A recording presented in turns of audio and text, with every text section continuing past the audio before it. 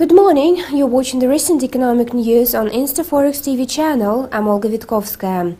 The final reading of the Consumer Confidence Index published by the University of Michigan fell in June to the notch of 84.1 points from the May level of 84.5 points. The decline was triggered by a weakening of optimism in relation to the current state of the economy. Still, the indicator remains around a 6-year maximum. The experts surveyed by Bloomberg waited for a decline to 83 points. The economist of the team which conducted a survey, Richard Cartin, states that consumers expect a gradual economic growth. As compared to the reading published in early June, the initial reading was revised upwards from 82.7 points.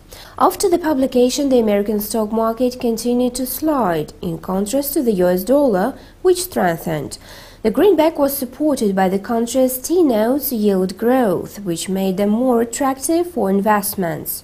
You are watching the recent business news on InstaForex TV channel. Have a nice day. Goodbye.